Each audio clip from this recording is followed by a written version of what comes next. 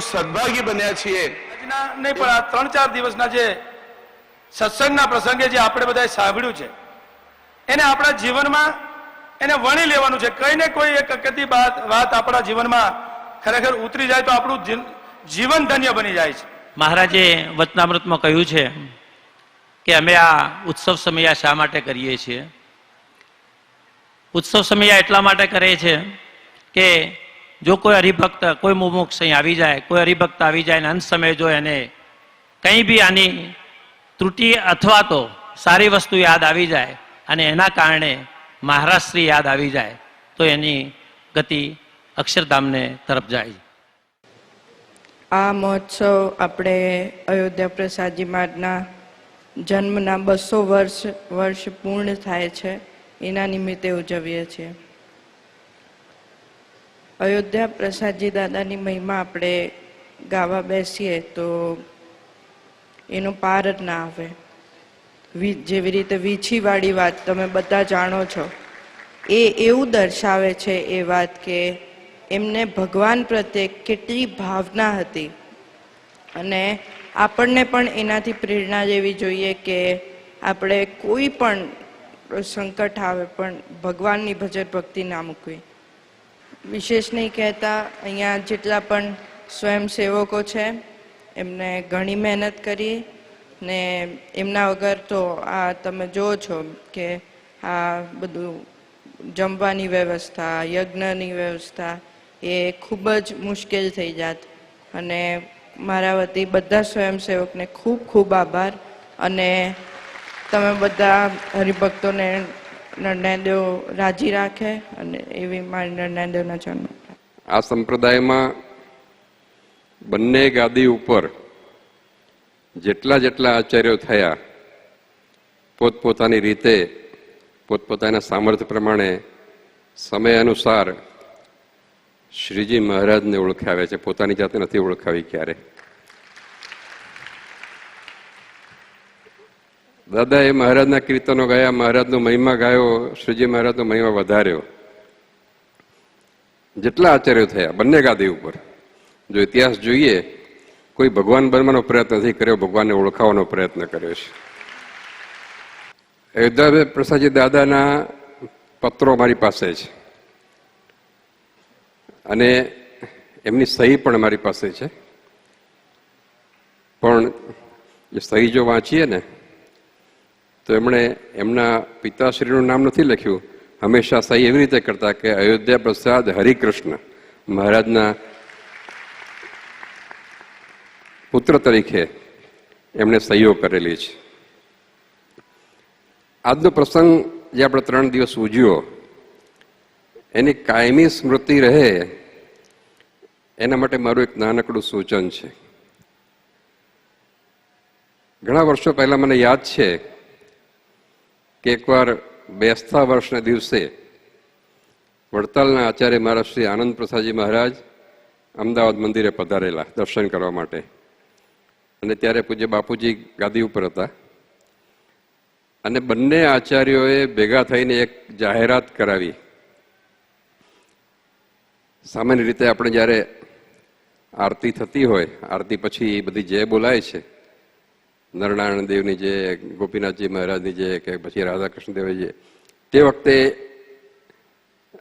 અમદાવાદ દેશમાં લક્ષ્મીનારાયણ દેવની જય નથી બોલાતી, વડતાલ દેશમાં નારાયણ દેવની જય નથી બોલાતી.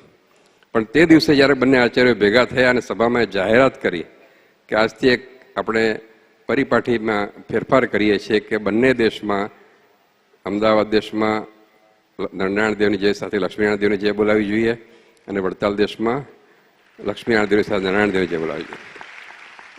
અને અમદાવાદમાં તો નિજ મંદિરમાં આજ સુધી પણ એ પ્રથા ચાલુ છે. મને વડતાલની બહુ ખબર નથી. તો તમને બધાને કદાચ ખ્યાલ હશે કે નહીં હોય, પણ મૂળી દેશમાં એવી પ્રથા છે કે હંમેશા આરતીની બાજુમાં, આરતી પત્યા પછી બધી જે જય બોલાય એમાં છેલ્લી આદિ આચાર્ય અયોધ્યા પ્રસાદજી મહારાજની જય બોલાય છે આજે પણ. આ કોઈ મારો આઈડિયા નથી, વર્ષોથી પરંપરાથી ચાલતી આવતી પરિપાટી છે.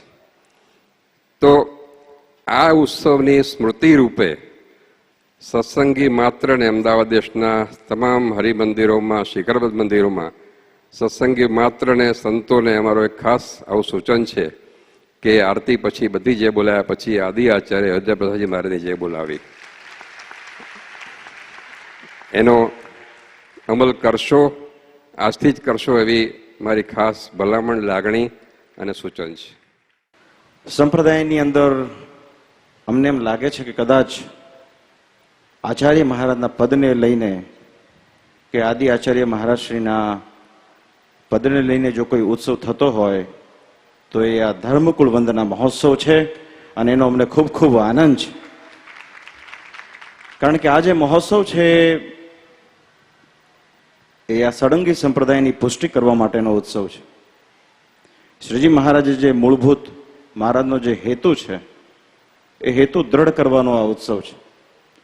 સત્સંગના સંવર્ધનનો ઉત્સવ છે અને આપણા સંપ્રદાયના સિદ્ધાંતોનું જતન કરવાનો આ ઉત્સવ છે. આપણામાં અને આપણામાંથી વિખૂટા પડેલાઓમાં જો કોઈ અંતર હોય તો એ ધર્મકુળનું અંતર છે અને ધર્મકુળને કીર્તિમાન કરવાનો આ ઉત્સવ છે. ધર્મકુળ એટલે ધર્મદેવ દાદાનો પરિવાર અને શ્રીજી મહારાજે જેમ હમણાં આપણા લાલજી મહારાજે વાત કરી કે ભગવાન કાંઈ પણ કરતા હોય તો તેની પાછળનો એક ચોક્કસ હેતુ હોય છે. એમ આપણે જેને સર્વાવતારી ગણીએ છીએ, સર્વોપરી ગણીએ છીએ, સર્વ અવતારના અવતારી જેમને કહીએ છીએ, એમણે જ્યારે આચાર્ય પદનું સ્થાપન પોતાના કુળમાં કર્યું હોય તો એની પાછળ ચોક્કસ નક્કર કારણો હોઈ શકે.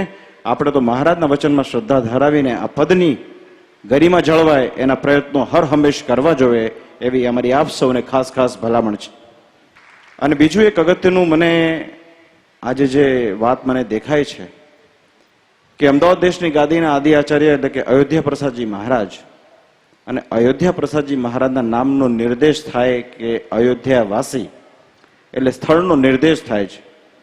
અને આજે સંજોગ જુઓ કે અમદાવાદની ગાદીમાં જે વિદ્યમાન આચાર્ય છે કૌશલેન્દ્ર પ્રસાદજી, એમના નામનો નિર્દેશ પણ અયોધ્યા પ્રદેશનો થાય છે.